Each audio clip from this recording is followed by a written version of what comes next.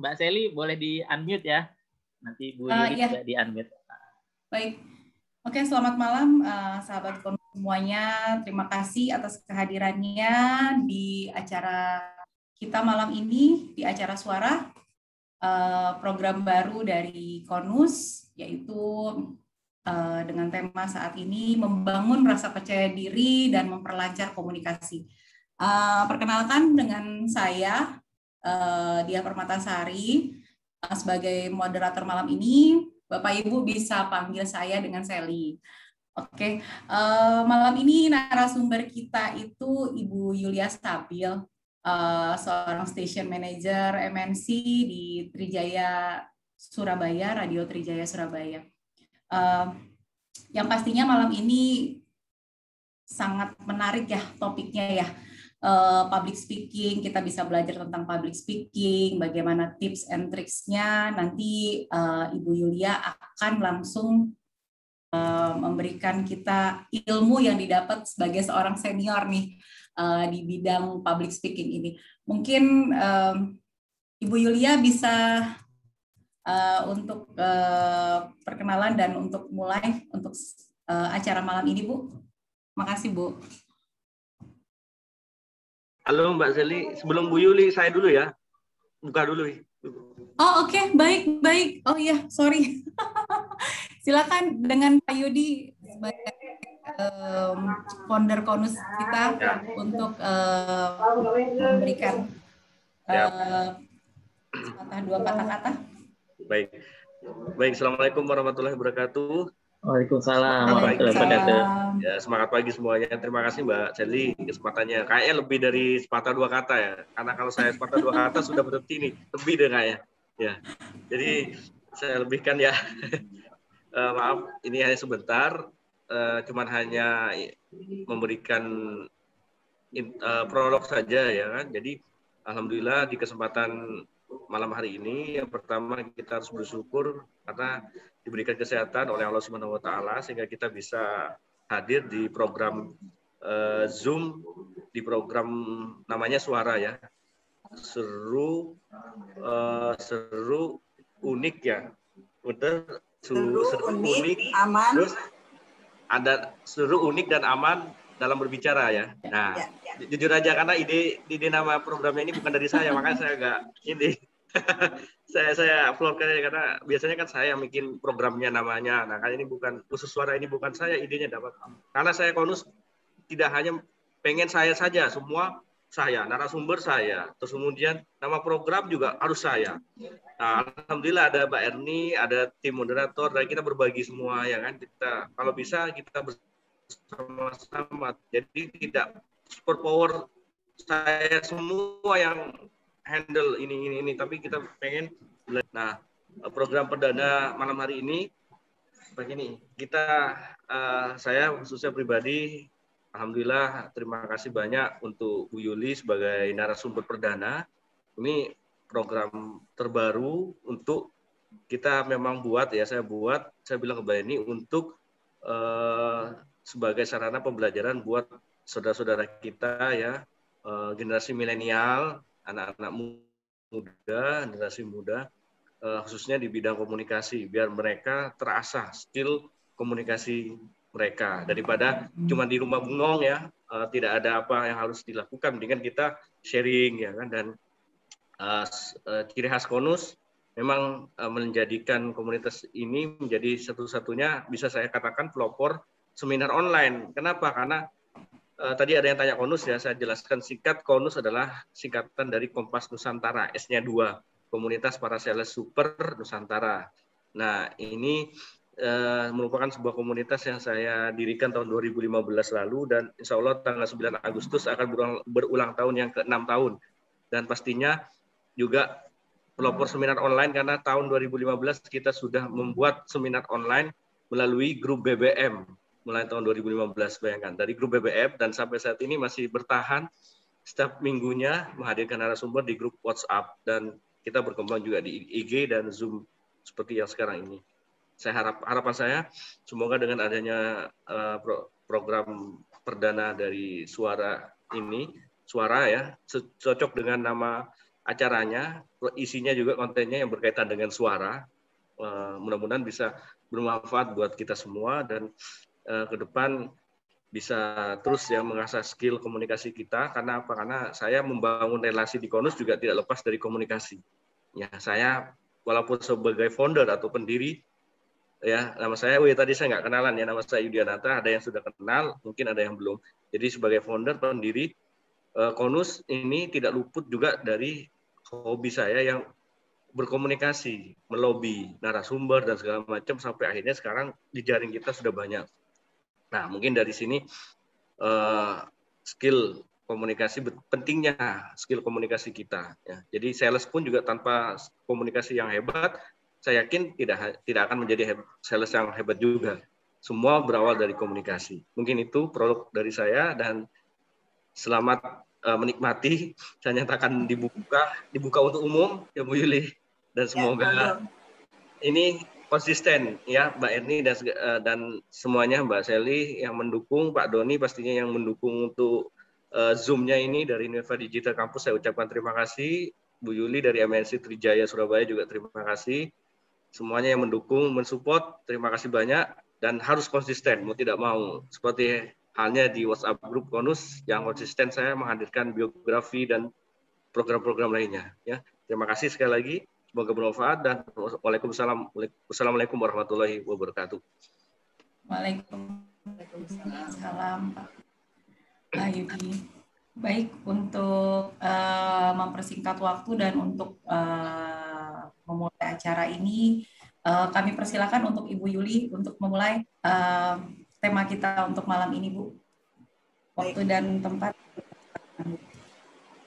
Ya, terima kasih Mbak Sally. Terima kasih juga untuk Mas Yudi, Mbak Erni, Mas Doni. Nggak ada Mas Doni nggak bisa jalan. Terima kasih Mas Doni. Udah nggak bosen-bosen ya terus support Konus. 6 tahun ini ya Mas Yudi ya. Nggak terasa ini sudah mau 6 tahun. Semoga saja nanti pandemi sudah hilang. Jadi Agustus kita bisa ketemu, bisa langsung tatap muka. Udah kangen banget sama Mbak Yudi nih, kangen banget. Benar ketemu lebih seru ya, lebih rame. Oke, kalau biasanya saya duduk sebagai moderator, saya yang mempersilahkan narasumber. Nah, malam ini belajar jadi narasumber. Ya, saya hanya akan mengajak teman-teman untuk sharing saja.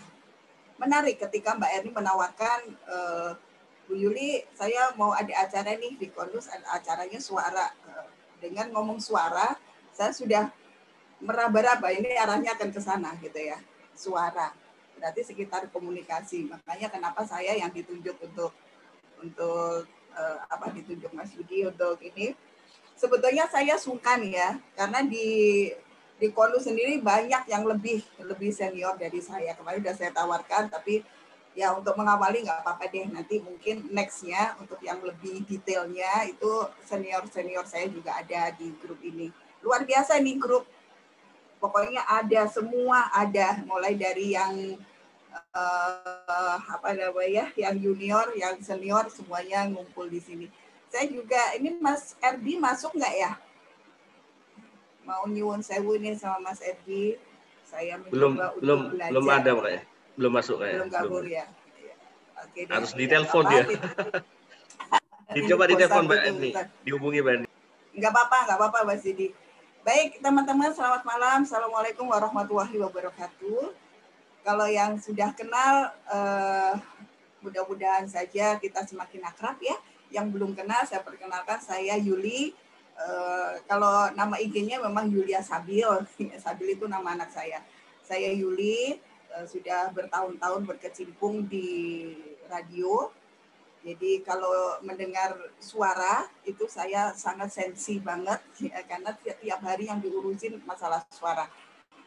Saya sedikit perjalanan saja, mulai dari SMP saya sudah bersiaran di Radio Setrato dulu namanya, kemudian SMA, kuliah, sampai bekerja, dan sampai saat ini masih bergelut di radio. Jadi luar biasa, lama banget ya, lama banget. Dan saya memang dari otodidak ya, dari belajar sendiri. Awalnya tidak punya ilmu apa-apa tentang komunikasi. Jalan aja pokoknya, disuruh siaran aja, disuruh ini aja. sambil di situ sambil belajar dan mendapatkan pelatihan akhirnya menjadi yang seperti sekarang. Jadi teman-teman jangan berkecil hati atau jangan rendah diri karena merasa aku nggak pernah belajar public speaking, bagaimana ya aku bisa bicara sama orang gitu ya. Sehingga ada pertanyaan, public speaking itu sebetulnya itu bawaan atau hobi, atau sebetulnya itu hal-hal yang bisa dipelajari. Nah itu nanti kita akan kupas di sini ya.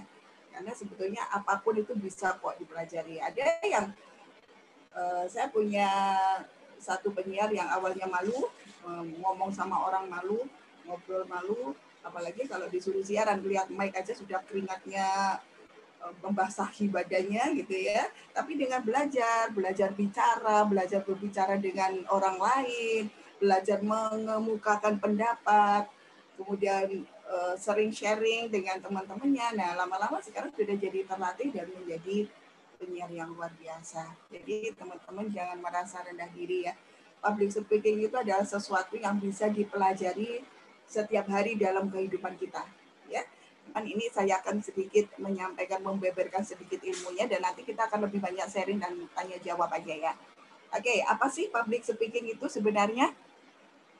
Public speaking itu tidak semenakutkan namanya ya. Sebetulnya public speaking itu ada di setiap hari kehidupan kita sehari-hari itu kita sebetulnya sudah melakukan proses public speaking itu. Hanya kita tidak menyadari.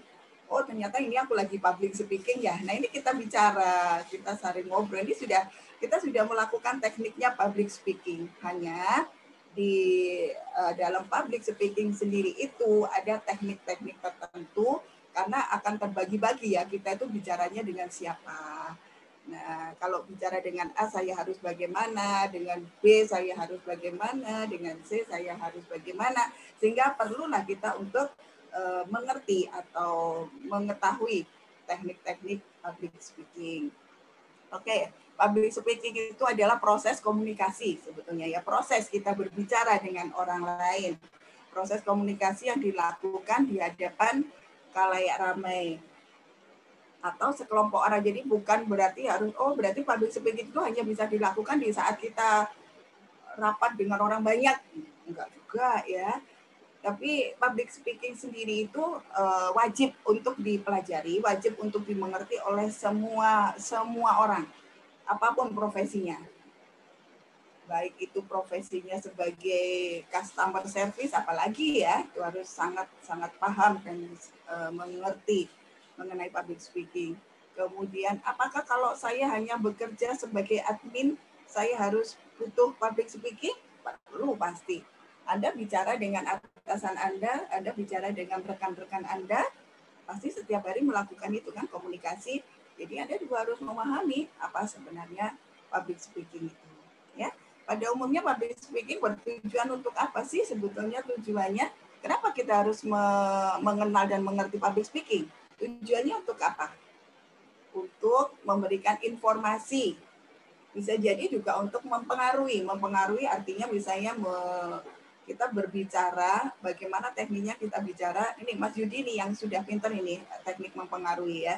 Jadi bagaimana caranya seorang narasumber itu diajak Mas Yudi sehingga beliau sampai mau untuk mengisi, padahal kesibukannya juga banyak gitu ya. Kalau saya lihat tuh narasumbernya luar biasa, hebat-hebat gitu.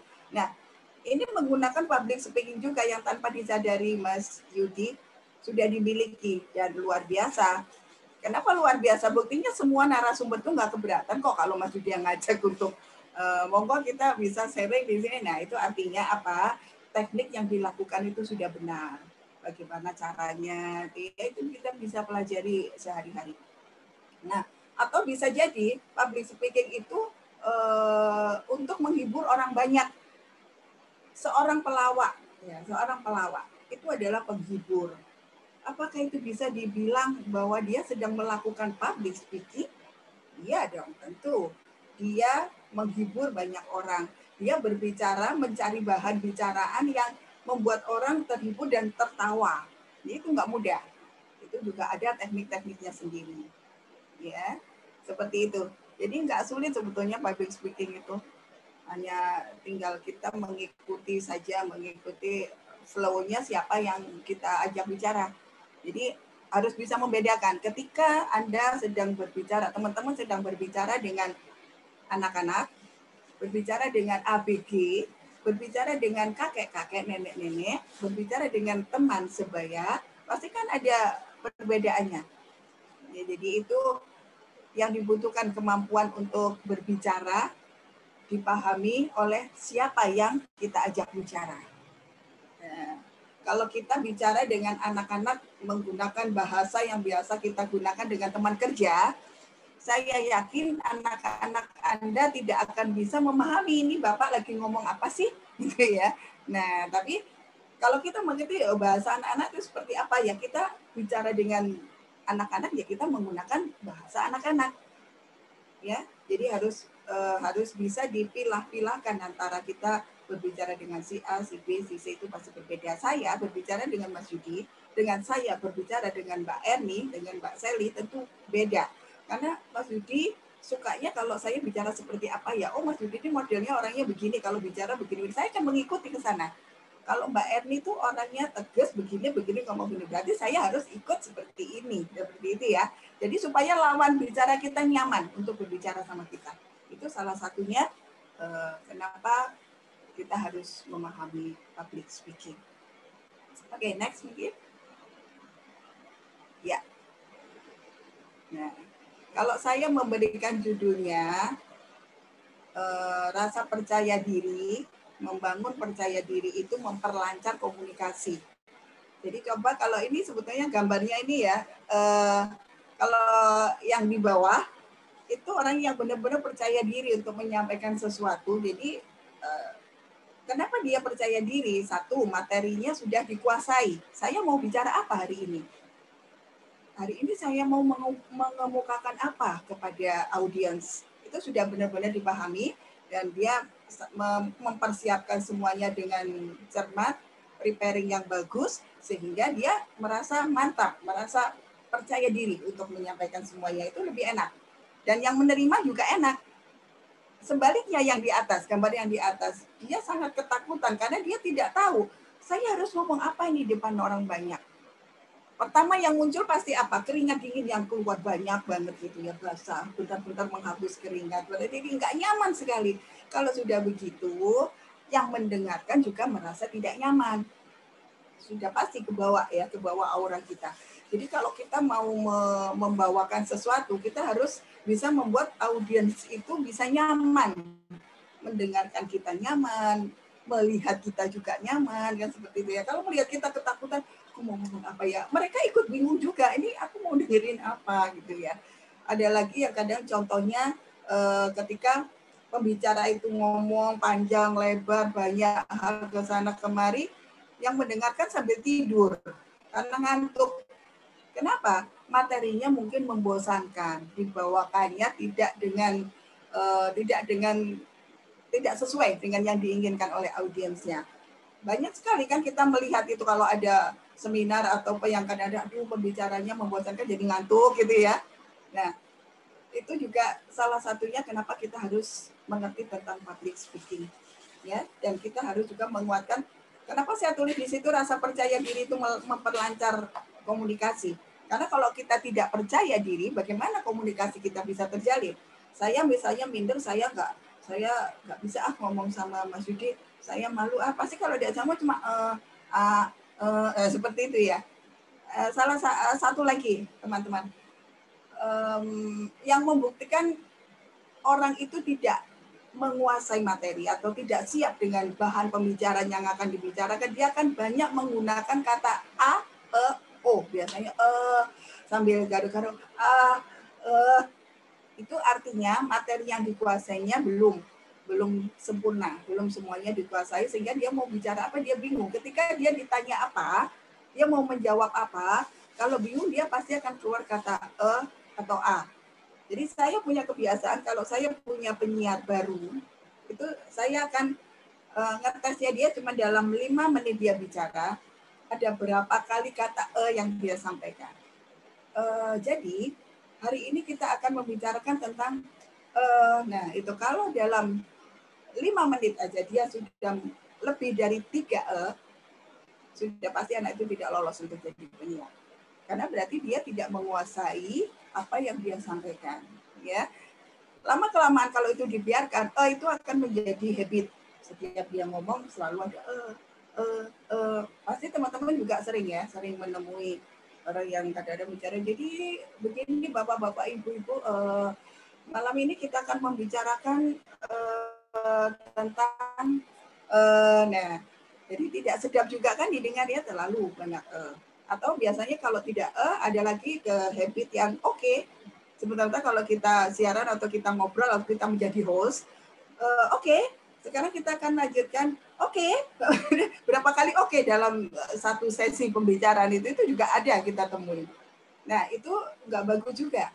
Boleh itu untuk memperindah, tapi tidak sesering itu ya. Jadi mungkin sekarang kami persilakan untuk Bapak A menyampaikan sesuatu yang akan disampaikan. Cukup 1 kali tidak yang bentar-bentar. Jadi hari ini kita akan bicara soal suara ya. Saya akan memperdengarkan suara ya. Seperti itu ya. Itu sangat membosankan sekali. Jadi itu harus dihindari juga. Ini hal-hal yang rutinitas setiap hari kita temui sebetulnya. Nah, maka kemampuan berbicara dengan siapapun, yang terpenting adalah kita harus mempersiapkan rasa percaya diri yang cukup. Dari mana didapat rasa percaya diri? Itu tadi dari materi yang sudah disiapkan. Apalagi presentasi, teman-teman. Kalau presentasi Anda tidak percaya diri sudah, jangan berharap presentasi Anda akan berhasil.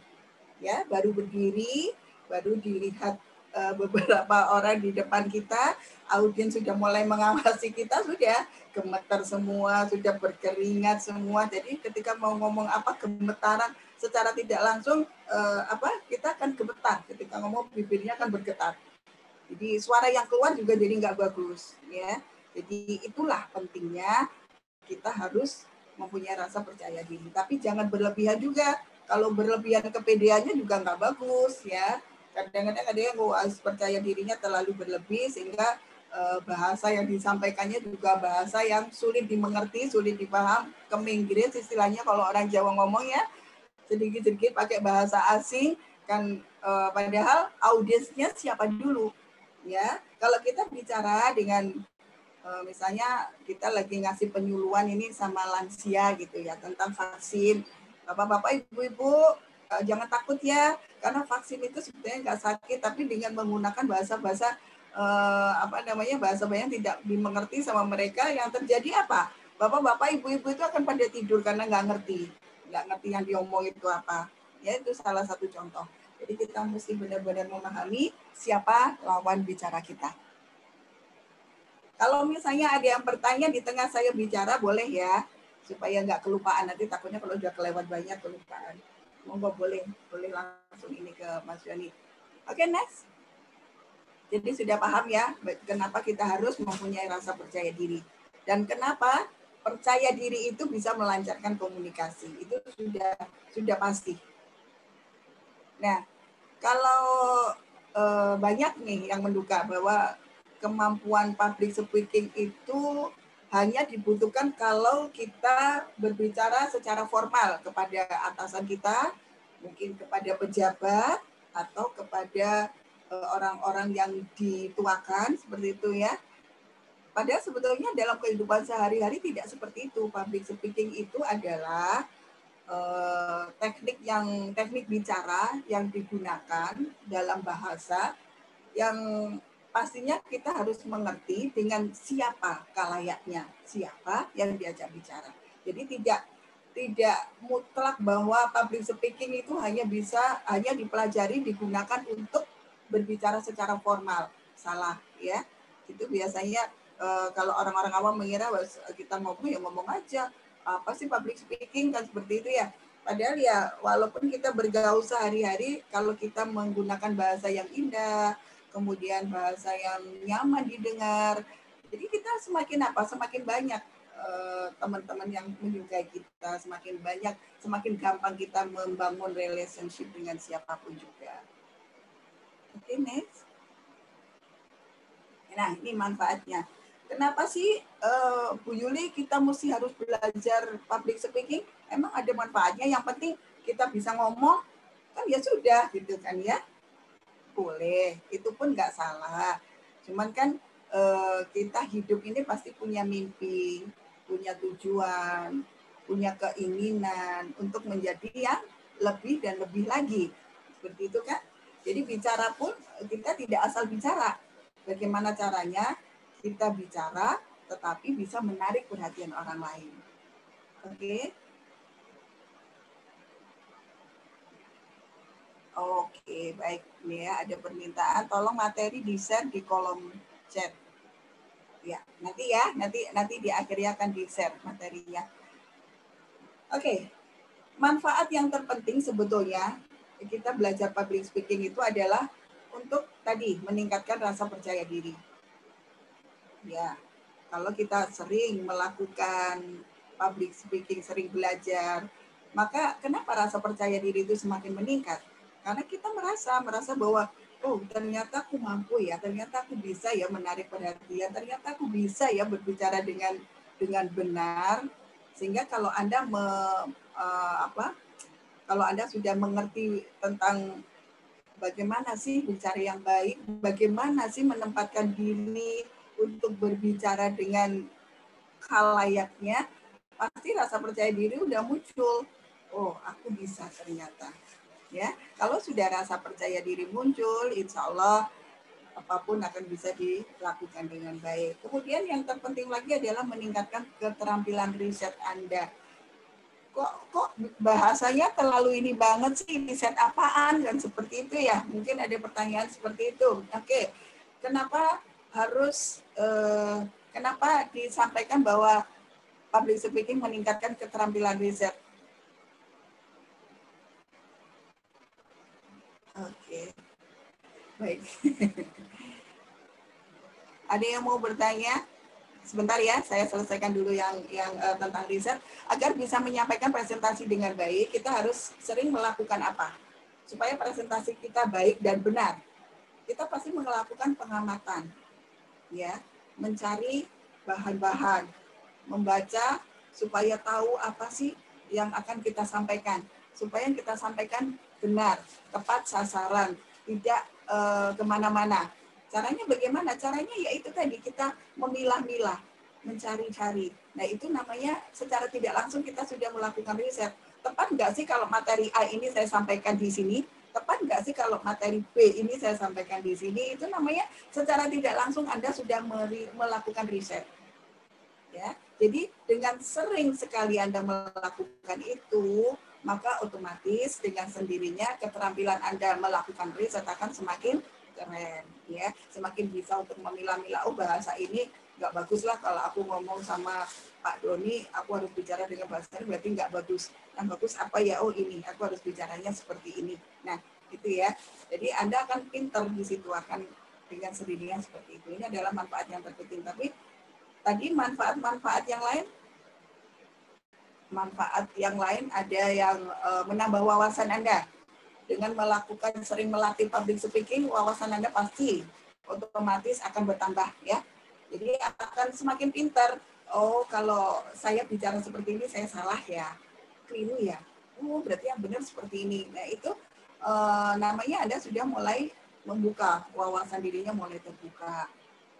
Kemudian tadi next manfaat yang tadi Mbak sebelumnya mungkin Mas Doni.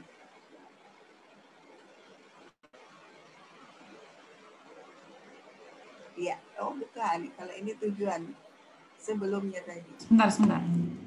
Ya, ini Bu. Iya, betul. Ini kan? Iya. Iya, betul. Terima kasih. Oke, ini adalah manfaat yang lain. Menambah wawasan, meningkatkan rasa percaya diri tadi sudah disampaikan, meningkatkan leadership. Loh, kenapa kok bisa meningkatkan leadership? Otomatis seorang leader itu orang yang bisa untuk menyampaikan bahasa dengan bermacam-macam karakter manusia, benar nggak? Ini kalau ini Mbak Sally nih, yang Mbak Sally ini seorang sales manager. Saya yakin Mbak Sally punya anak buah yang berbeda-beda. pasti tahu caranya berbicara dengan si A bagaimana, dengan si B bagaimana. Karena kita punya, oke lah kita punya tim 10. Dari 10 orang ini pasti tidak sama. Kalau kita bicara dengan bahasa yang sama, yang suka-suka, ada yang nggak suka, ada yang, kan begitu ya. Jadi kita mesti harus bisa, oh kalau aku bicara sama si A, oke si A sini, kita tahu dia gaya bahasanya seperti apa, kayak bicara, kita ajak ngobrol seperti itu. Pasti itu akan menjadi satu tim yang harmonis ya. Nah makanya kenapa dengan public speaking bisa juga meningkatkan leadership kita. Kemudian juga bisa membantu kita berpikir lebih kritis. Yaitu tadi hanya dengan memilah-milah pantas nggak sih kalau aku seperti ini, pantas nggak sih kalau dengan seperti itu, artinya Anda sudah lebih kritis, mengkritisi diri Anda sendiri. Ya. Oke. Manfaat mungkin sudah banyak yang paham ya manfaatnya, kenapa kita harus mengerti, kenapa kita harus belajar public speaking. Belajar public speaking apakah harus dengan instruktur, dengan enggak ya, enggak. Anda bisa kok, Mbak Google itu banyak sekali menyampaikan pelajaran tentang public speaking ya. Makanya kalau saya bicara itu, saya hanya akan bicara apa yang sehari-hari kita hadapi. Makanya kita lebih baik kita sharing. Kalau soal teori seperti ini Anda bisa dapatkan di Mbak Google itu jauh lebih banyak lagi ya. Kalau saya cuma mengambil inti-intinya yang setiap hari saya temui, yang setiap hari kita hadapi, ya kurang lebihnya seperti ini. Oke, ini manfaat ya. Sekarang kita beralih ke tujuan. Jadi kenapa harus ada public speaking? Tujuannya apa sih? Kita harus belajar public speaking. Nah, itu tadi juga sudah saya sampaikan sedikit ya. Tujuan kita melakukan public speaking itu untuk apa sebetulnya? Satu, menyampaikan informasi. Kedua, bisa menghibur audiens, itu seperti yang dilakukan pelawak stand up comedy itu ya. Itu sebetulnya mereka sudah melakukan public speaking dengan menghibur audiens, kemudian mempengaruhi audiens. Nah, itu adalah tujuannya. Dan ini kita butuhkan sekali untuk kehidupan sehari-hari pasti. Ya, untuk menyampaikan informasi supaya tidak keliru bagaimana caranya seperti itu. Oke, next Mbak.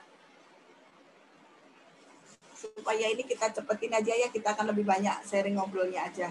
Poin-poin penting dalam public speaking, nah kalau yang ini yang penting sekali untuk teman-teman memahami. Bagaimana intonasi suara Anda ketika berbicara dengan si A, bagaimana intonasi suara Anda ketika bicara dengan si B, itu pasti berbeda. Apa sih intonasi itu sebenarnya?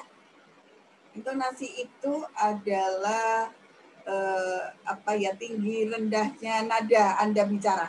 Jadi kalau saya datar ya, ada yang kalau mau nah itu namanya nadanya tinggi. Itu yang disebut intonasi. Jadi bagaimana kita mengatur intonasinya, meninggikan suara kita, merendahkan suara kita supaya orang itu tidak salah mengartikan apa yang kita sampaikan, ya. Jadi kalau kita menyampaikan berita bahagia, biasanya kita cenderung nada suara kita tinggi ya. Weh, selamat ya kamu dapat juara, misalnya, pasti tinggi. Beda dengan kalau kita menyampaikan berita duka. Gak mungkin kan kalau kita menyampaikan berita duka, nenekmu meninggal, kan gak begitu ya. Jadi itulah perbedaan itu yang dinamakan intonasi. Jadi bagaimana kapan kita mesti berbisik, kapan kita berteriak, kapan kita juga landai suaranya seperti itu kita harus mempunyai feel untuk mengatur itu dalam diri kita. Itu namanya intonasi. Oke, kemudian yang kedua vokal dan volume. Sebenarnya kalau vokal ini lebih ke artikulasi ya, lebih ke artikulasi apa yang kita bicarakan itu harus jelas dan memilih diksi yang gampang dimengerti, yang gampang dipahami oleh khalayak yang sedang kita ajak bicara. Diksi itu apa sih Bu Yuli? Ya, diksi itu adalah perbendaraan kata, perbendaraan kalimat. Jadi kita harus pintar-pintar untuk memahami khalayak yang kita ajak bicara itu siapa, ya. Nah, berbicara dengan jelas dan dengan intonasi yang benar, artikulasi juga yang benar, aksentuasi juga yang benar. Apalagi ini aksentuasi. Kalau aksentuasi itu adalah penekanan di mana kalimat-kalimat yang harus ditekan supaya orang memahami. Jadi contohnya misalnya saya ngomong hari ini, kenapa saya menekankan ini? Karena hari itu ada banyak. Bukan besok, bukan kemarin, tapi hari ini kita sharing tentang public speaking.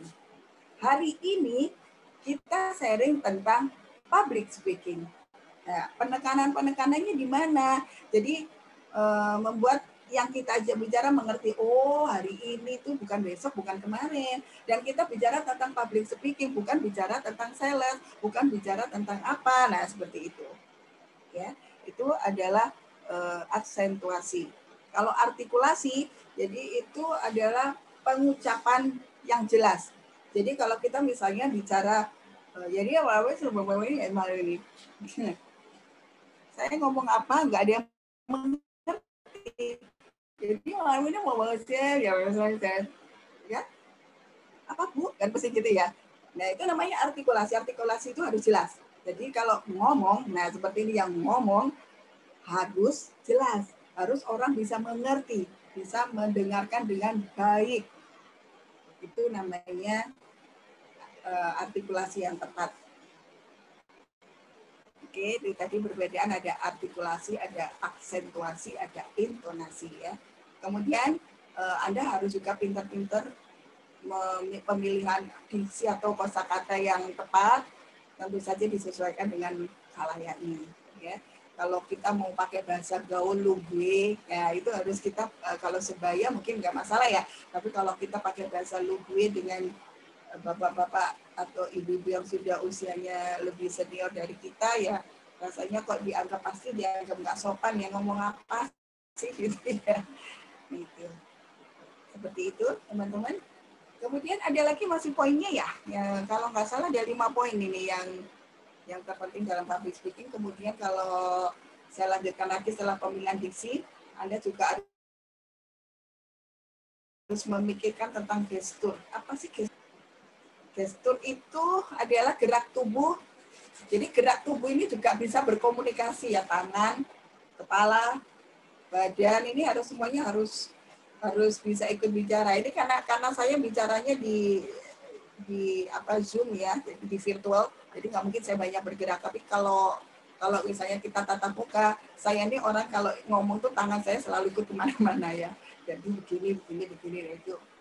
Ini adalah gestur ya. Jadi kalau kita bicara gestur itu harus disesuaikan, kita lagi ngomong apa, kita lagi bicara apa, itu disesuaikan gerak tubuhnya. Karena gerak tubuh itu juga berkomunikasi. Benar kan? Coba kalau kita misalnya diajak bicara ini, terus tubuh kita modelnya seperti ini. Nah, orang pasti menganggap meremehkan ya, diajak bicara kok nggak meremehkan, kan seperti itu ya. Lah itu berarti gestur Anda tidak disukai oleh lawan bicara Anda. Jadi bagaimana untuk menata gestur tubuh itu juga penting ya. Gerakan tubuh, dan itu juga merupakan komunikasi. Terakhir, mimik wajah kita, ekspresi wajah kita. Jadi kalau kita, terutama kalau menjadi speaker ya, itu harus wajahnya tuh enak dilihat, harus membuat suasana itu jadi menyenangkan gitu ya. Kalau kita berbicara dengan wajah yang sedih, misalnya saya bilang, teman-teman, malam ini kita akan bicara tentang public speaking ya. Kita akan belajar tentang public speaking.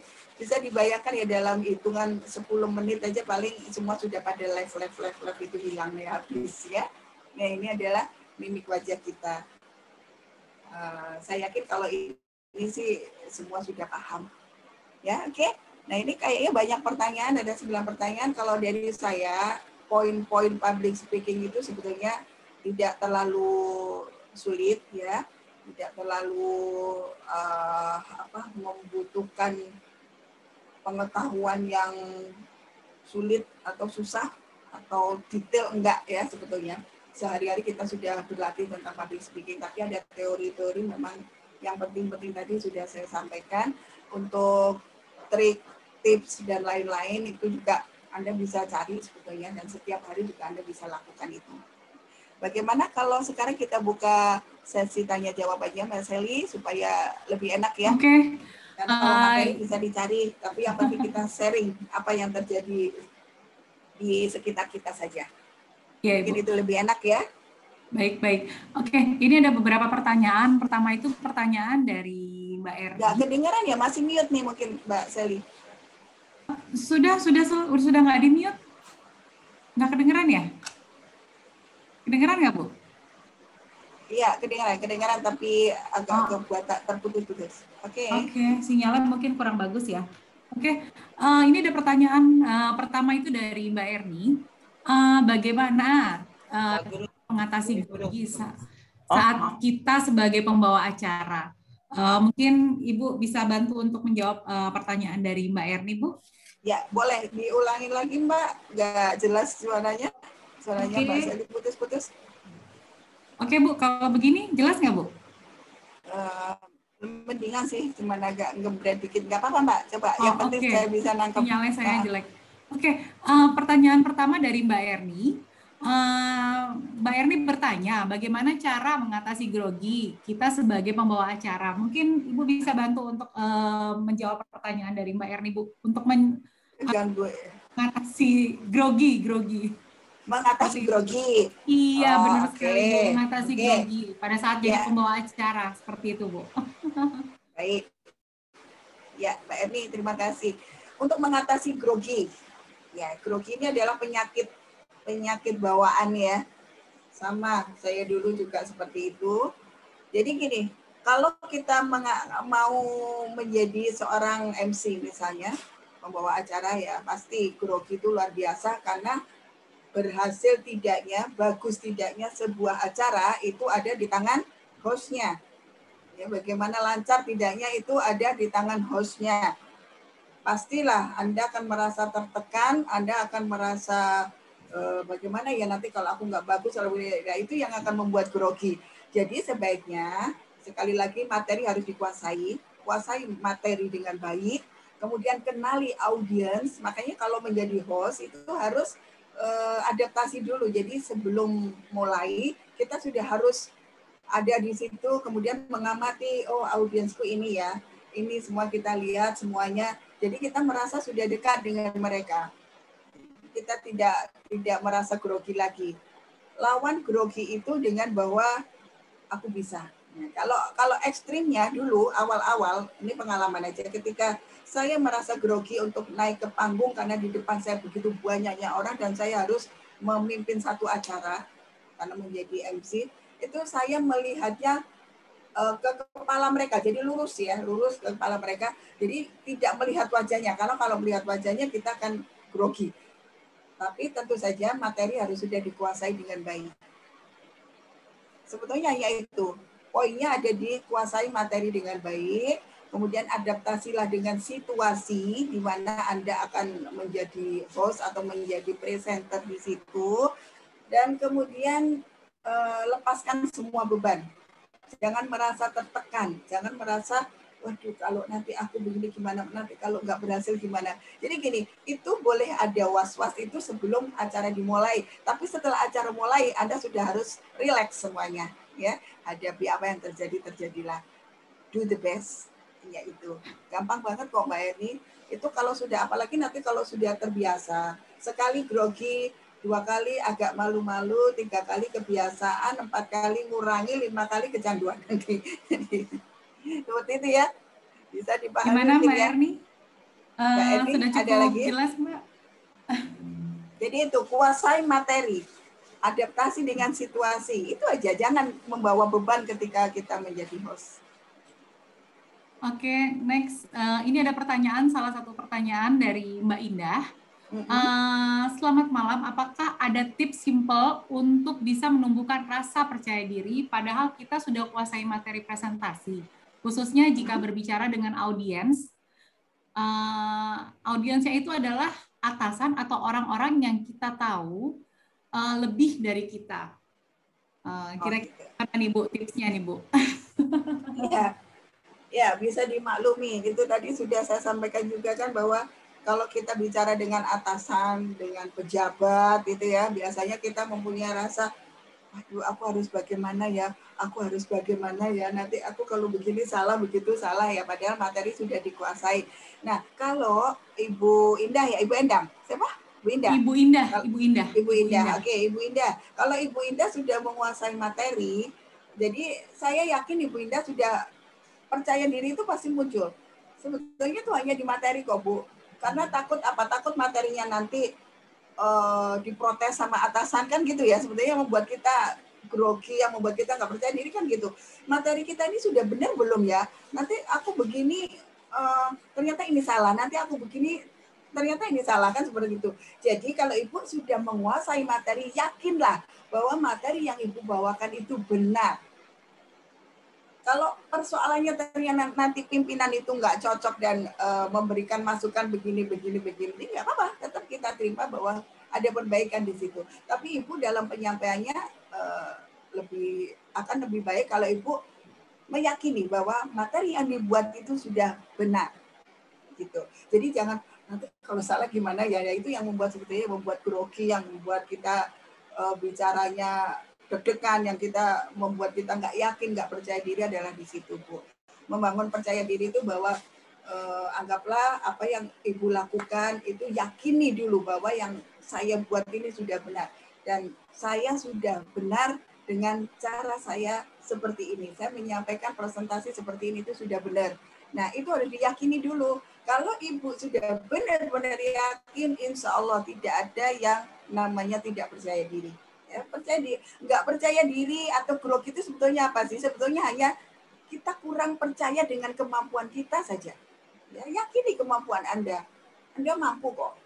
Yakini itu. Insya Allah pasti percaya diri itu akan muncul. Seperti itu Ibu Indah. Oke, kita lanjut lagi. Sama-sama, Ada Bu pertanyaan ya. dari Pak Redo Prastiandi. Pak Redo mungkin tadi Pak Redo. ada mau pertanyaan, silakan Pak Redo. Selamat malam Pak Redo. Oke, baik. Terima kasih. Selamat malam, Ibu. Halo. Ya, silakan Pak. Ya, silakan Pak. Ya. Terima kasih, Ibu moderator. Di sini saya di Prastiandi mau bertanya ya sedikit mengenai public speaking ya. Halo. Maaf Halo. Pak, suaranya. Silakan Pak, silakan. Suaranya keputus-putus. Oke. Saya Rudi Prastiandi, ini mau tanya mengenai public speaking ya. Halo. Mengenai public speaking. Silakan Pak. Ya, silakan Pak. Pertanyaannya boleh langsung disampaikan Pak. Ini kalau biasanya dalam public speaking itu kan seseorang itu juga melakukan gestur tubuh gitu ya. Ya. Oke.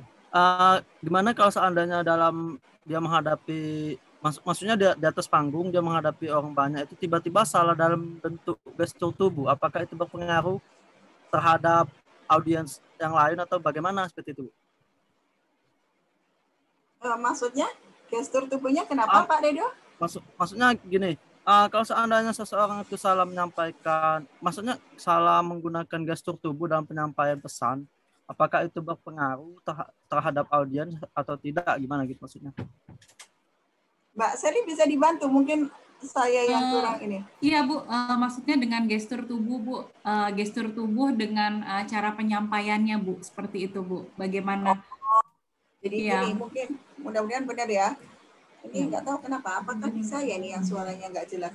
Jadi pertanyaan Pak Redo, kalau di atas panggung, apakah gestur tubuh itu juga mempengaruhi? Oke, betul Bu. Betul. Iya. Oh, baik. Pasti sangat mempengaruhi Pak Redo. Sangat mempengaruhi. Kalau kita bicara, taruhlah kita sebagai MC ini ya, di atas panggung. Kemudian gestur tubuh kita tidak nyaman. Nah, apakah kita akan bisa berbicara dengan baik? Saya yakin tidak. Karena ketidaknyamanan gestur tubuh yang Anda tampakkan itu pasti mempengaruhi dengan apa yang Anda sampaikan. Jadi kalau gestur tubuh Anda lebih rileks, lebih enak, menyapa dengan lebih, hai, selamat malam, apa kabar? Nah, saya yakin itu akan lebih menyenangkan untuk audiens. Jadi gestur tubuh itu memang benar-benar sangat mempengaruhi Pak Rido dimanapun ya, mau di panggung, mau di televisi, bahkan di radio yang orang tidak bisa melihat kita, seorang penyiar itu pun mengatur gestur tubuhnya Pak ketika dia bicara. Supaya benar-benar ketika didengarkan itu meyakinkan sekali. Gitu ya. Jadi kalau pertanyaannya apakah gestur tubuh di panggung itu sangat mempengaruhi audiens, sangat pengaruh sekali. Seperti itu Pak Rido. Gimana Pak Rido untuk jawabannya Pak? Mungkin ada yang mau ditanyakan lagi Pak? Pak Rido? Oke. Next Bu, kita ada satu pertanyaan lagi nih Bu, pertanyaan dari Bapak Nur Ali. Pak Nur Ali, malam Pak Nur Ali. Pak Nur Ali ini menanyakan, saya mau tanya, saya sering nggak pede atau grogi kalau menghadapi konsumen. Mungkin cara tipsnya Bu supaya nggak grogi gitu Bu, sama nggak pede kalau menghadapi konsumen itu seperti apa gitu Bu? Oke, tapi Silakan, saya yakin Bu. Pak Ali nggak seperti itu kok. Pak Ali sudah keren kok ngadepin konsumennya ya Pak Ali ya. Baik, mungkin ini ada permasalahan untuk teman-teman yang lain ya, bagaimana caranya supaya nggak grogi ngadepin konsumen. Terus alasannya kita grogi menghadapi konsumen sebetulnya apa ya gitu. Coba kita cari dalam diri kita sendiri. Kenapa aku harus grogi ngadepin konsumen sementara produkku ini bagus? Ya, diyakini dulu bahwa produk yang Anda bawa untuk konsumen itu adalah produk yang bagus. Kecuali kalau Anda membawa produk yang istilahnya abal-abal, nah itu ya sudah pasti itu akan membuat grogi, membuat kita nggak pede karena kita membawanya barangnya aja nggak jelas kan gitu kan. Tapi kalau kayak Pak Nurali alasannya apa mau grogi atau mau apa nggak percaya diri terus grogi ngadepin konsumen? Coba alasannya apa? Nggak ada. Karena rotinya Pak Ali enak, ya bentukannya juga bagus. Itu juga bukan abal-abal, barangnya nyata. Ketika kita menghadapi konsumen, percaya diri lah Pak Ali. Dan saya yakin Pak Ali nggak seperti itu kok orangnya. Sudah keren banget. Oke Pak Ali, terima kasih. Jadi kalau mau supaya tidak rendah diri, tidak malu atau tidak grogi di hadapan konsumen, yakini produk Anda adalah produk yang terbaik yang Anda bawa untuk konsumen tersebut.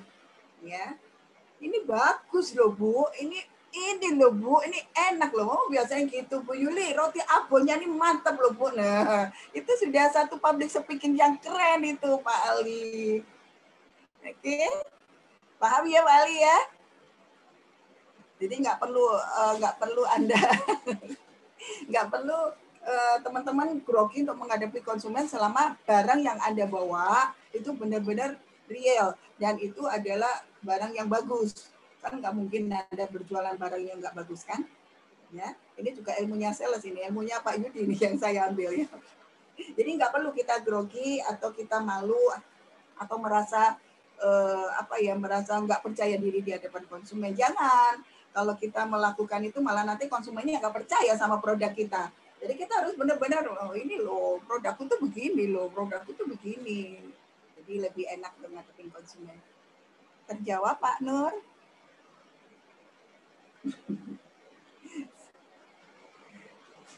Oke, next ada lagi Mbak Seli. Halo? Masih ada pertanyaan lagi? Ada. Tadi ada Mr. Erdi yang tanya. Iya, Mr. Erdi. Mana tadi siapa itu yang ya? tanya? Mr. Erdi. Dia nyamar kayaknya. Kalau dia mah nggak nanya, dia ngetes saya kalau dia tuh. Iya, nyaman. Mana sudah ya? Oke. Chatnya ya? Sorry.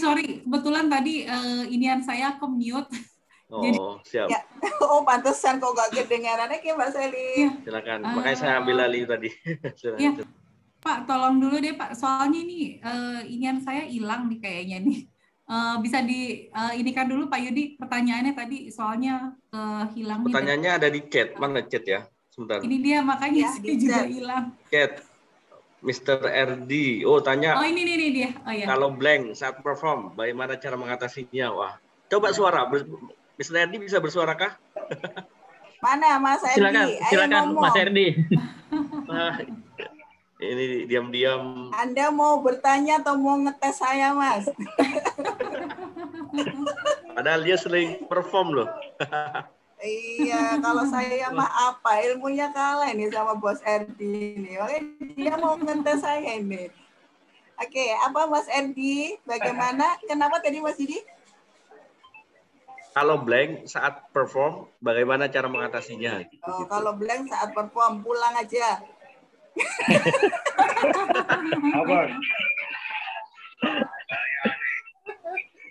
Oke, ada sih ya, kadang-kadang terjadi itu ngeblank saat perform. Di tengah-tengah kita ngomong bla bla bla bla bla, tahu-tahu hilang. Ketawa nih, San. Yois. Ya, Ya. tidak suara. Gimana Bu caranya Bu? Halo, tes. Nah. Tes. Nah, caranya Oke, pulang selamat aja malam tidur. Cinta. Pulang aja tidur. Selamat malam Cinta, selamat malam semuanya. Malam Mas Edi. Jadi ini pertanyaan bagus ya Iya. sebetulnya teman-teman. Ini pertanyaan bagus. Kalau Mas Edi sih saya yakin nggak mungkin itu terjadi. Saya sekarang hari ini peserta, jadi memposisikan diri sebagai peserta. Sebentar Itu, ini Bu. bocor Mas Ed. Lagi bocor, banyak yang ngomong. Banyak barengannya yang ngomong. Mas Doni mohon dibantu bisa di-mute kali Ya, hanya Mas Erdi dan Bu Yulin yang mic-nya terbuka. Oh, berarti Ya, mic-nya baik. Mas Edi itu banyak orang ya. Oke, Mas Edi. Oh iya. Terima kasih pertanyaannya. Ini mewakili teman-teman yang lain ya. Kalau beliau saya yakin nggak akan mungkin itu terjadi. Beliau itu nggak akan pernah kehabisan kata-kata. Bahkan kelebihan kalimat beliau. Tapi teman-teman yang lain saya yakin pasti ada yang pernah mengalami itu ya. Ketika kita perform, sudah ngomong alor ngidul, tiba-tiba blank, apa yang harus saya ucapkan lagi, apa yang saya omongkan lagi, lupa. Dan kita terdiam sejenak. Nggak apa-apa, lebih baik diam saja. Jangan garuk-garuk, kelihatan kalau Anda salah nanti. Diam saja, tarik nafas panjang, kemudian kan alihkan pendengaran audiens atau penglihatan audiens itu dengan gestur tubuh Anda. Misalnya, saya ambil nafas dulu ya. Nah, nggak apa-apa, ya nggak apa-apa. Jadi buat mereka tertawa atau apa sambil Anda mengingat-ingat apa ya yang terlupakan tadi itu ya gitu. Nah itulah efeknya kalau kita misalnya melakukan presentasi dengan menghafal, ya. Karena kalau hafalan kadang-kadang kita kelihatan apa lewat slide bisa lupa. Jadi sebaiknya kalau kita mau presentasi itu di samping menghafal, di samping kita menghafal, kita harus memahami apa sih sebetulnya mau tak sampaikan. Sehingga ketika ada blank yang Anda tidak ingat kalimatnya, tapi Anda tahu bahwa ini tadi saya mau menyampaikan ini. Saya yakin itu tidak akan sampai blank. Gitu ya teman-teman. Jadi kalau tiba-tiba ngeheng, tiba-tiba kok lupa ya tadi saya mau ngomong apa gitu. Itu artinya berarti Anda karena hanya berpatok pada hafalan kertas yang Anda bawa. Tadi nanti aku mau ngomong ini, sebaiknya jangan begitu. Sebaiknya Anda memahami apa yang akan disampaikan. Sehingga ketika lupa, tapi Anda sudah tahu bahwa aku tadi itu mau menyampaikan begini, itu tidak akan kehabisan kalimat, ya pasti akan muncul kalimat yang lain. Dan bagaimana saya harus mengalihkan supaya audiens itu nggak tahu kalau saya itu lagi lupa. Ya kan gitu ya, supaya audiensnya nggak ngerti, itu ahlinya Mas Erdi itu. Kadang-kadang materinya tadi kemana, dia lari kemana itu bisa dia. Jadi sebaiknya Anda bisa jadi punya plan B ya. Artinya ketika saya lupa di sini, alihkan, ajak audiens untuk bercanda misalnya dengan suruh menebak apa, atau ngobrol guyonan apa sambil Anda mengingat-ingat kembali untuk membalikkan lagi ke pokok materi semula. Iya. Terima kasih. Ya, terima kasih Bu. Terima kasih Guru. Baik, terima kasih banyak. Sahabat Konus, mungkin ini ada yang di chat banyak nih Mbak dari Pak Amin Tatul ya. Oh, ini bagaimana cara mengatasi aja Ibu?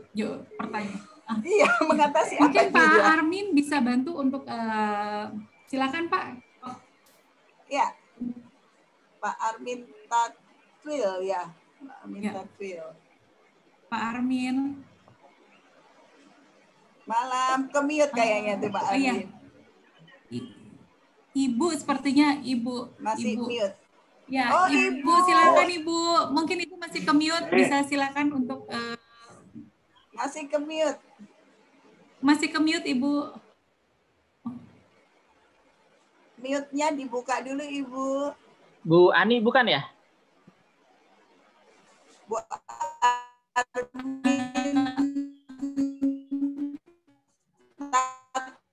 Armin, ya. Oh Armin masih ya, mute. Pak Armin. Ya. Iya, Armin Mas Doni. Pak Armin Mohon dibantu, monitor. Mas Doni. Iya, Masih mute, Mas. Pak Armin monitor.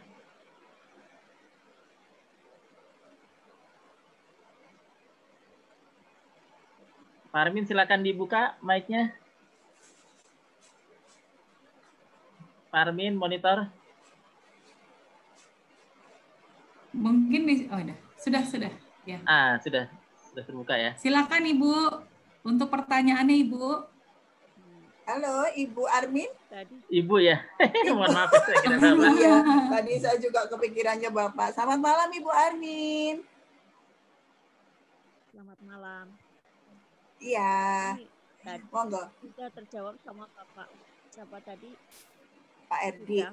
Pertanyaan hampir sama. Oh, sama. Ketika ngeblank di tengah-tengah itu ya, Bu, ya. Waktu kita menyampaikan waktu ngajar waktu kita mesti pertemuan di tengah-tengah itu terus kita ngeblank. Seperti itu. Seringkali seperti itu yang Kalau sering ngeblank itu biasanya permasalahannya ada satu, lupa materi Ibu. Yang kedua, karena ada pikiran lain yang sedang mengganggu. Misalnya ada permasalahan yang sedang mengganggu di benak kita sehingga apa yang kita bawakan itu sempat blank. Karena mungkin ini. Kalau contoh saja, kalau misalnya tadi di rumah sempat berantem misalnya ketika mau berangkat presentasi berantem. Nah, ketika ingat lagi jengkelnya gitu ketika tadi berantem, tiba-tiba apa yang mau kita sampaikan itu blank. Nah, itu wajar, biasanya itu juga suka terjadi. Kalau sudah begitu, tarik nafas, Bu, tarik nafas panjang, kemudian gestur tubuh kita yang bermain, alihkan untuk mengajak mereka ngobrol, kemudian baru sambil memutar kembali apa yang tadi sudah disampaikan. Nah, sebaiknya memang untuk menyampaikan itu materi itu tidak hanya dihafal itu tadi, Bu, harus dipahami sehingga ketika blank kita bisa menyampaikan dengan bahasa yang berbeda, tapi maknanya sama. Jadi tidak mengubah materinya. Seperti itu, Bu Armin. Terima kasih, Bu. Sudah cukup terjawab, Bu Armin? Baik, terima kasih, Bu Armin. Bu Yuli, ini mohon dijawab juga ada Ya. pertanyaan, saya hanya bacakan aja. Ini dari Bu Yandri atau Pak Yandri. Mohon izin bertanya, Bu, Pak konus Yandri. itu apa ya? Pak Yandri Nah. atau Bu Yandri? Nah, ini saya baru tahu malam ini ya. Silakan Bu Yuli aja jawab. Ya, kalau ini saya nanti kualat kalau jawab Pak Yudi. Saya takut kualat, jadi monggo dijawab Pak Yudi. Enggak, karena kan narasumbernya malam ini Bu Yuli, jadi udah bahasa kan Iya, tahu juga tapi- konus. Jawab, Pak. Tapi kalau saya tuh berbicara tentang suara, tentang apa namanya public Konus. speaking, kalau tentang konus, monggo, saya takut nanti Pak. Jadi konus itu apa? Beliaunya ini yang jauh lebih tahu karena beliaunya ini adalah yang melahirkan konus. Jadi Pak Yudi ini adalah yang hamil 9 bulan kemudian melahirkan konus itu beliau. Monggo Pak Yudi, silakan. Baik, minta waktu sebentar. Terima kasih dari Kompas Nusantara ya, S-nya 2. Tadi saya sudah sampaikan di awal, atau kepanjangannya Komunitas Para Sales Super Nusantara. Nah, kami komunitas yang lahir di tahun 2015, berasal dari awalnya grup BBM. Nah, sampai akhirnya kami sudah terdaftar juga di SK Menkumham, legalitasnya sudah ada, tapi kami konsisten sebagai bisa disurvei ya. Kalau bisa disurvei silakan, monggo, mungkin bisa satu-satunya Group, karena kami dapat penghargaan di tahun 2018 dari LabPit, Lembaga Prestasi Indonesia Dunia, sebagai satu-satunya WhatsApp Group di Indonesia dan di dunia yang konsisten mengundang narasumber yang profesional dalam bidangnya. Saya ceritakan singkat bahwa Konus konsisten dulu waktu 2015 sudah melaksanakan seminar online. Dan itu pun tidak berbayar ya. Kami memang ini kegiatan sosial kami, dan alhamdulillah kami konsisten sampai saat ini tahun ke-6 di 2021 ini kami mau ulang tahun di tanggal 9 Agustus 2021 yang ke-6 tahun. Alhamdulillah setiap minggu belum pernah kami nyatakan tidak ada diskusi oleh istilahnya seminar online. Setiap minggu saya pastikan ada. Kalau tidak ada, tanyakan Bu Yuli pernah nggak di Konus di WhatsApp group saya pernah mengatakan minggu ini libur ya karena saya sakit atau ada enak badan atau ada izin, pernah nggak? Enggak sih. Kalau Enggak, yang ya? ada narasumbernya yang berhalangan mendadak. Itu pun saya ganti. Itu pun saya ganti dengan yang lain. Dicarikan penggantinya. Dan ini bukti nyata juga tadi Mr. RD itu sampai mau gabung ke Konus butuh waktu 2 tahun. Nah, di WhatsApp grup Konus ini kan sudah full karena kami sudah ratusan ya, dan narasumber yang saya undang sudah hampir 1.000 orang. Dan alhamdulillah Mr. RD ini mau dengan sabarnya menunggu 2 tahun baru bisa masuk di WhatsApp grup kami. Nanti kalau pengen tahu tentang Konus bisa nanti chat siapa yang tahu tentang program ini, nanti bisa saya masukkan ke daftar antrian, waiting list di grup WhatsApp grup Konus. Gitu mungkin Bu Yuli, ada teman. Berarti saya bersyukur ya Pak Yudi bisa menjadi grup pertama ya. Alhamdulillah saya menjadi MC-nya itu udah berapa kali ya? Ketika ulang tahun ya Pak. Ulang tahun, betul. Ada hikmah ya. 4 terakhir keempat ya waktu itu ya, sebelum pandemi betul. Ya. Belum pandemi. Ya, Ini Pak Yandri malah, Pak tadi saya mau gabung tapi tidak bisa gabung di WhatsApp group. Ya, full Pak. Waiting list. Harus makanya waiting list tulis dulu, Pak, nomor ya, HP-nya ya. Bisa ditulis nomor HP-nya, nanti saya save. Ya. Nanti saya bisa saya daftar masukkan di waiting list. Atau nih nomor HP saya catat. Iya, di waiting list. Karena nanti mungkin kalau ada yang nggak aktif ya Mas Yudi ya, bisa digantikan dengan yang, karena yang lebih narasumbernya saja sudah nggak mau keluar itu. Masa saya mau usir? Iya.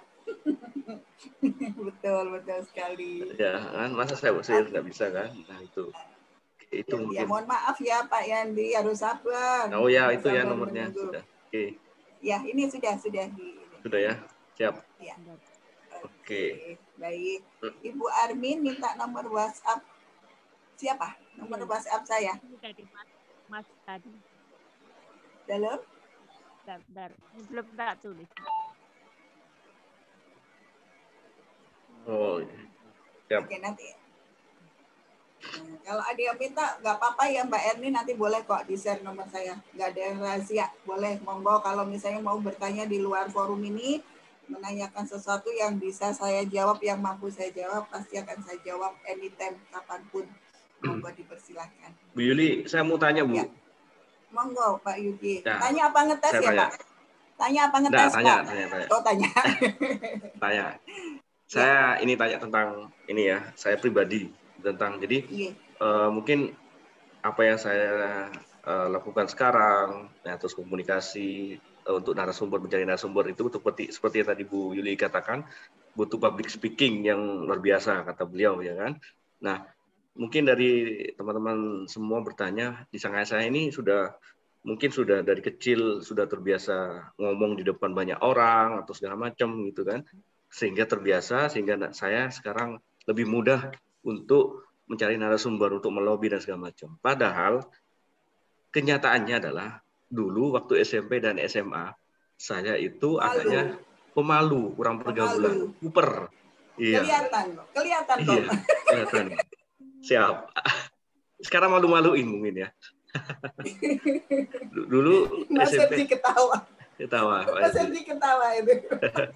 Jadi dulu kurang pergaulan, kuper. Jadi memang pemalu benar ya. Jangankan ngomong di depan banyak teman-teman, saya aja melewati di depan saya ada beberapa kakak kelas saya yang perempuan itu malu keringetan sehingga saya balik arah.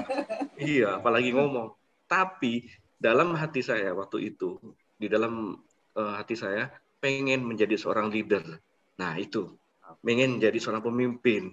Tapi kenyataannya kemampuan saya tidak bisa gitu kan untuk mewujudkan itu. Tapi cuman hanya terpendam saja dalam hati saya. Nah, melewati serangkaian proses, akhirnya bertahun-tahun lamanya, akhirnya Allah mengabulkan permohonan saya. Saya dulu jujur saja mau jadi ketua kelas, tidak dipilih, Bu. Mau jadi seksi kebersihan, kepala seksi kebersihan, keamanan, apa segala macam di struktur kelas, juga tidak dipilih. Apalagi mau jadi pengurus OSIS, dulu pengen jadi pengurus OSIS, tapi tidak dipilih juga. Nah, itu sharing saya, istilahnya ternyata saya bisa berproses melatih public speaking saya setelah bertahun-tahun lamanya, setelah saya melewati serangkaian tantangan dalam pekerjaan, menjadi sales, menjadi seorang penyiar radio dan segala macam. Dari sana saya belajar. Nah, yang saya tanyakan, public speaking itu seseorang ya dengan karakter yang seperti saya, pemalu seperti saya, itu bisa ya Bu ya, tidak harus menunggu sampai bertahun-tahun namanya melatih dirinya sendiri, tapi dengan waktu singkat kita bisa merubah anak yang awalnya kurang pede dan segala macam bisa menjadi seorang anak yang hebat dengan waktu yang juga relatif lama. Kalau saya kan lama pasti karena dari SMP SMA pemalu, tapi udah bertahun-tahun baru terlatih komunikasi saya karena saya berlatih di pekerjaan saya gitu. Nah, saya tanyakan Bu Yuli, bisa ya Bu ya, kira-kira dengan relatif waktu yang lebih singkat mungkin bisa ya. Nah itu mungkin bisa dibocorkan tipsnya dan ininya. Ya, sangat triknya. Bisa Mas Yudi. Mungkin kalau waktu itu kenapa Mas Yudi lama, butuh waktu lama, karena tidak ada pendampingan. Dan pada waktu itu mungkin Mas Yudi tidak ada tempat untuk bertanya atau untuk meminta bimbingan atau meminta petunjuk misalnya ya. Sehingga harus mencari-cari sendiri, belajar sendiri. Jadi agak membutuhkan waktu lama, tapi kenyataannya bisa. Apalagi kalau sekarang sudah banyak pendidikan, sudah banyak ilmu-ilmu yang bisa kita cari. Di Google pun kita bisa belajar bagaimana sih cara membangun percaya diri, bagaimana cara berkomunikasi dengan orang, bagaimana cara membangun relationship. Sebetulnya pokok utamanya adalah supaya kita cepat untuk bisa berubah, misalnya dari yang pemalu, kita cari dulu sih apa yang membuat kita menjadi pemalu. Sebetulnya apa yang membuat kita terjerat dalam lingkungan menjadi malu begini, malu begitu, itu yang harus dilepaskan dulu. Mungkin ketika saya jadi pemalu karena merasa nyun sewu sekali, kadang-kadang ini yang terjadi adalah di kalangan mungkin merasa keluarga yang kurang mampu, ya, merasa keluarga kurang mampu sehingga dia takut untuk bergaul dengan teman-temannya yang lebih mampu dari dia. Ini yang kebanyakan terjadi di sekitar. Yang saya sering menemukan dan saya mencoba untuk menunjukkan bahwa itu enggak benar, ya.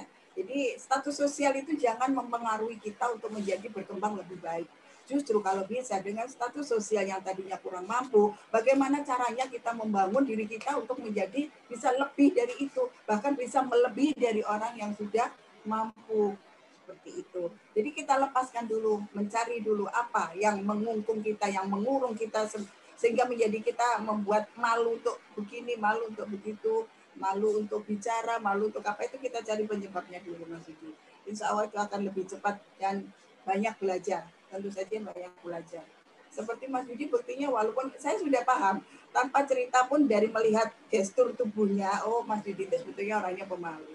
Tapi karena relationship-nya sudah terbangun ketika menjadi sales, bisa banyak bicara dengan A, B, C, D, menemukan kesehariannya, bicara dengan orang yang galak mungkin, bicara dengan orang yang sabar, bicara orang yang enak diajak bicara, ada yang nggak enak, ada yang sinis. Nah itu kita temui sehari-hari, belajar dari situ. Sehingga Mas Yudi bisa membentuk sendiri. Nah, itu namanya pelajaran public speaking yang natural yang kita dapatkan di perjalanan kita sehari-hari. Apakah bisa lebih cepat? Sangat bisa.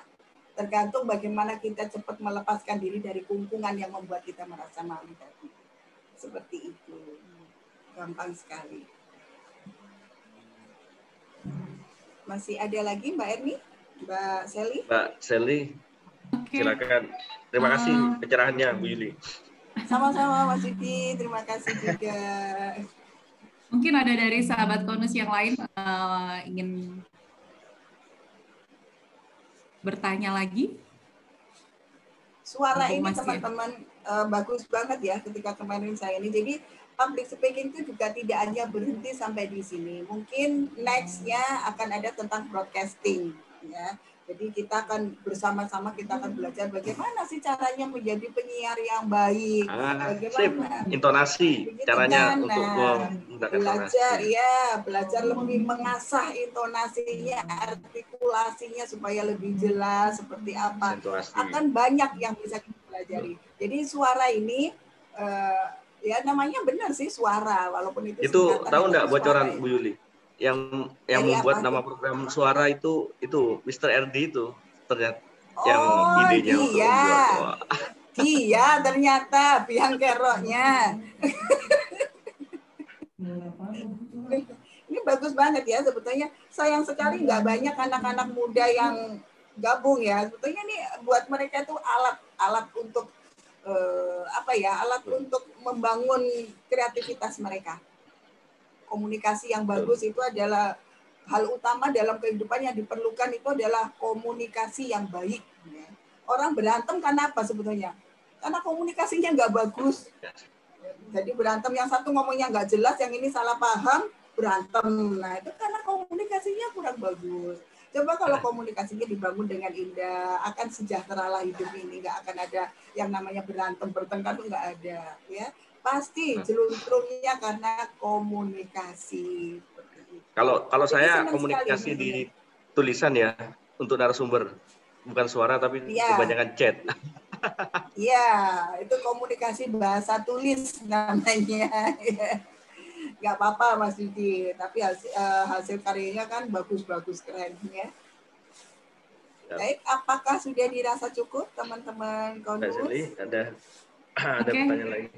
Oke, masih ada pertanyaan lagi. Kayak sepertinya sih kalau yang saya lihat sih nggak ada mungkin, tapi kalau memang masih ada pertanyaan, masih dibuka untuk pertanyaan dari rekan-rekan konus semuanya. Ibu Batch Jaya Surabaya tadi ada beberapa kali komen nih, mungkin ada pertanyaan? Ya, atau monggo. Ibu Mira, boleh silakan. Ibu Ani, Ibu Nani. Pak RD mau belajar broadcast, mau jadi penyiar kayaknya. Iya, mau jadi penyiar. Mau belajar broadcast. Banyak guru di sini kalau broadcast. Nanti saya akan hadirkan senior saya, suhu saya suruh ngajarin nanti.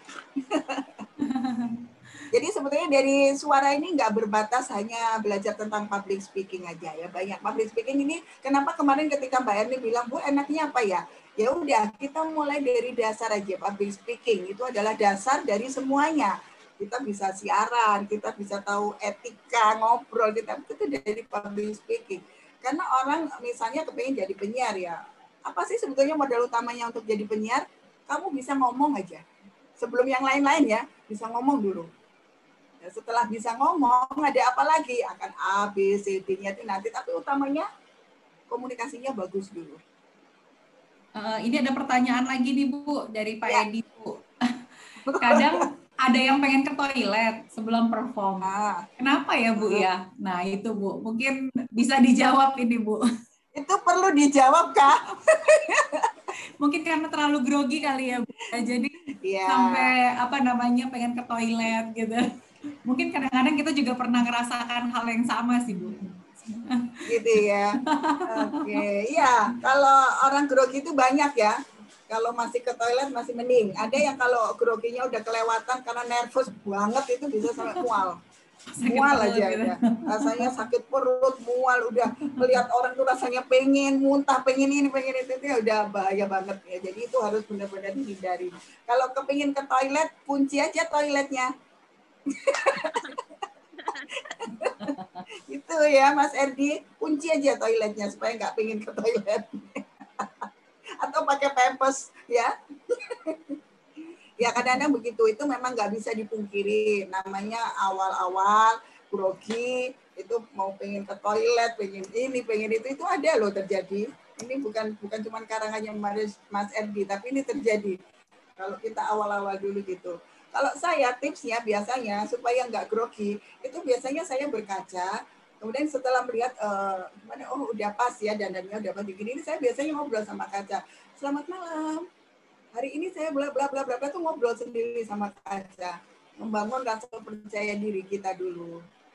Nah, itu tips sedikit aja tips saya sampaikan ya. Jadi kita ngobrol di kaca, bagaimanakah kita akan seperti itu ya, seperti orang gila ya sih. Tapi ya nggak apa-apa, itu untuk membangun bahwa kita supaya rasa percaya dirinya muncul, groginya hilang, sehingga ketika kita ngomong di hadapan audiens sudah benar-benar sudah menguasai.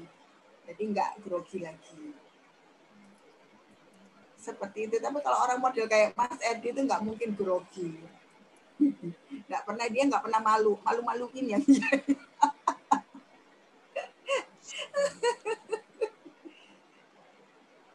Oke. Apa ini Pak Yandri? Ada pertanyaan lagi nih dari Pak Bagus nih, Bu. Ya. Oke, Pak Bagus, ada pertanyaan. Gimana cara menyelaraskan kecepatan otak dengan mulut? Kadang saya cepat memikirkan apa yang ingin saya sampaikan, tapi mulut nggak sinkron, akhirnya beribet ngomongnya. Atau kadang keluar kata-kata, Ya, betul sekali. Pak siapa ini? Dengan Pak Bapak siapa? Bagus. Kalau Pak Bagus. Bapak Bagus. Iya Pak Bagus, seperti itu yang tadi saya sampaikan. Kenapa muncul kata oke, gitu ya, kadang-kadang kalau kita mencari kosakata yang akan kita sampaikan berarti ternyata ini ada juga penyakit yang keduluan ada yang di otak daripada yang diomongin ya, bagaimana menselaraskannya. Jadi caranya adalah sekali lagi, apakah Anda sudah benar-benar untuk menguasai materi yang mau disampaikan? Itu aja sebetulnya. Kalau materi itu sudah runtun, sudah akan menyampaikannya benar, nggak mungkin akan balapan antara otak dengan mulut. Karena yang kita pikirkan di sini, itu pasti akan otomatis keluarnya apa yang mau diomongin, keluar. Kalau Pak Bagus sempat terjadi, blank ya, itu namanya, nggak selaras antara apa yang dipikirkan dengan apa yang diomongkan, itu artinya juga Pak Bagus masih belum benar-benar memahami apa yang akan disampaikan. Ya, karena kalau kita sudah memahami, sekali lagi saya sampaikan, kalau Anda mempresentasikan sesuatu, jangan hanya mengandalkan hafalan, tapi mengerti. Jadi memahami, materi itu benar-benar diserap, dipahami. Sehingga ketika lupa kalimat yang akan disampaikan tadi, itu kita sudah punya cara lain untuk menutupnya dengan bahasa yang berbeda tapi maknanya sama. Ya, maknanya sama. Jadi benar-benar materi itu ditelan, dimengerti. Jadi insya Allah kalau sudah begitu tidak akan balapan Pak Bagus, otak sama mulut akan sejalan, akan serasi. Ya, tapi kalau kita memang menghafal, itu kadang-kadang seperti itu karena hafalan kita sudah lebih dulu, sementara yang kita sampaikan baru sampai di bait 2 misalnya. Tapi hafalan kita sudah sampai ke bait 5. Sehingga antara ngomong dengan yang dipikirkan itu berbeda. Nah, itu bahaya banget. Makanya lebih baik dicerna, benar-benar yang mau disampaikan itu benar-benar kita sudah hafal, sudah mengerti, sudah paham. Jadi tidak perlu kalimatnya itu sama, tapi maknanya sama. Jadi Anda tidak akan kehilangan kata-kata dan tidak akan beribet untuk menyampaikannya. Seperti itu. Ini perlu latihan juga. Kalau sudah dilatih kita sering bicara akan bisa. Kalau masih baru 1-2 kali bicara beribet, lupa, itu bisa dimaklumi. Tapi yakinlah kalau kita sudah sering melakukan dan kita harus berani untuk melakukan itu sesering mungkin. Melatih sesering mungkin supaya melatih antara otak dan mulut ini bisa harmonis, sehingga kita kalau ngomong itu lebih enak. Apa yang kita pikirkan, kita sampaikan dengan bagus, kita sampaikan dengan enak, seperti itu. Jadi poinnya apa? Menguasai materi, memahami materi yang akan dibicarakan. Memahami banget, bukan hanya menghafal, tapi memahami. Sehingga kita akan menyampaikannya tidak beribet. Karena kita sudah memahami, oh aku mau ke utara. Ya, aku mau ke utara. Jangan hanya menghafal aku nanti harus ke utara, tapi kita benar-benar sudah menghadap ke utara. Sehingga kita nggak akan mungkin ke selatan, ke barat, pasti akan ke utara. Ya, arahnya seperti itu. Jadi dalam komunikasi juga begitu. Kalau kita materinya sudah kita genggam, kita hafal dan kita pahami, kita mengerti, kita tahu artinya, tahu maknanya bahwa aku akan menyampaikan ini, ya sudah, jalani saja dengan rileks. Jangan tertekan, jangan nervous, supaya nggak beribet. Seperti itu. Dan ini butuh waktu, butuh jam terbang, butuh latihan. Pasti. Ya, satu contoh Mas Yudi aja, tadi sudah ada pengakuan tersendiri kan. Dari awal yang malu-malu, butuh latihan sampai bertahun-tahun ya. Kalau sekarang sudah nggak perlu lagi bertahun-tahun. Kalau dulu kenal saya dari dulu nggak bertahun-tahun. Mungkin nggak sampai 1 tahun sudah pintar ngomong ya. Seperti itu Pak Bagus, mudah-mudahan terjawab. Oke, Mbak Sally? Iya, mungkin kalau masih ada pertanyaan lagi, kalau ini Bu Ani, Mbak Sally pengen ikut belajar di WhatsApp grup Kodus ya. Gimana caranya kata? Bu Ani, daftar dulu ya. Waiting list juga ya. Silakan taruh nomornya dulu, nomor saya. Bu Armin Takwil minta nomor WhatsApp. Boleh nanti bisa minta ke Mbak Erni atau Mbak Sally ya. Ibu Armi boleh, monggo.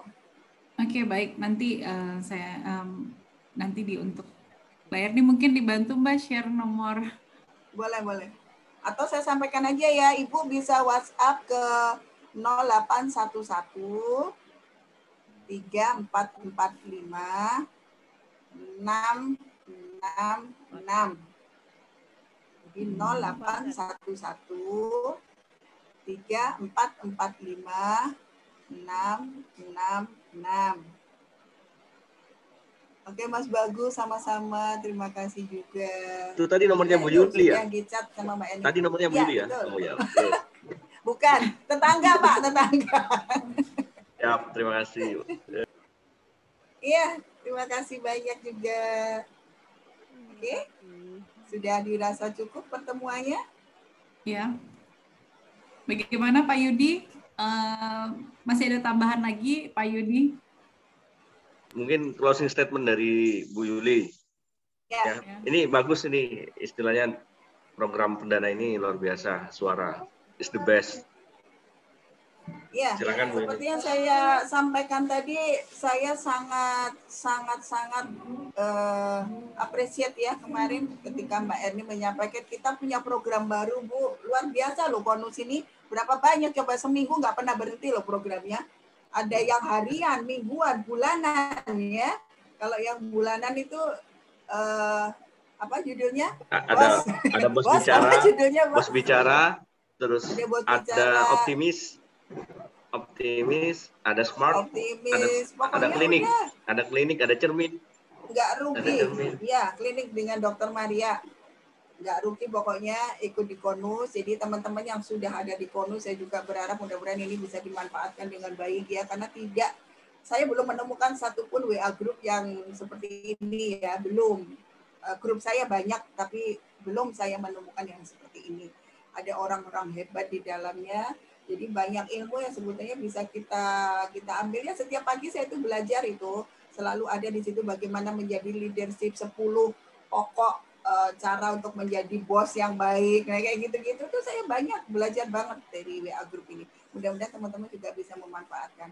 Nah, dengan adanya suara ini juga saya berharap komunikasi kita akan lebih terjalin dengan lebih baik dan teman-teman juga akan lebih enak ya untuk bisa berkomunikasi satu dengan yang lain dan teruskan ini jangan pernah berhenti. Kalau bisa itu Mr. Edi itu jadiin narasumber itu.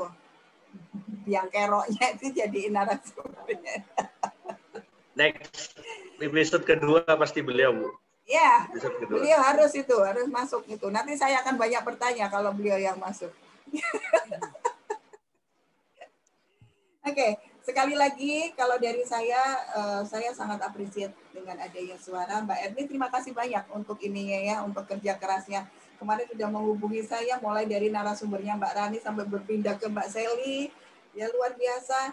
Dan di situ saya melihat ada apa namanya, berarti sekarang sudah muncul Yudi junior ini yang akan siap untuk mensupport Mas Yudi. Jadi konus regenerasi, harus ada regenerasi. Regenerasi, kan? Betul banget. Makanya saya senang banget ini. Welcome untuk Mbak Erni, Mbak Seli, juga bisa selalu support kita di konus ya. Terima kasih banyak loh ya. Terima kasih saya banyak Bu sudah Yuli. Mengawali suara ini luar biasa. Terima kasih banyak. Mudah-mudahan apa yang saya sampaikan bermanfaat dan bisa dipahami oleh teman-teman semuanya. Mungkin kalau sudah cukup dari saya, terima kasih banyak sekali lagi. Selamat malam dan salam konus ya, salam sehat selalu teman-teman. Jangan lupa prokes tetap ditegakkan ya, karena melihat sekarang ngeri banget, terutama di Madura ya Mas Yudi. Ini Pak Doni, serem-seremnya recordingnya ya. sudah, nggak apa-apa. Nanti kita santai sudah itu.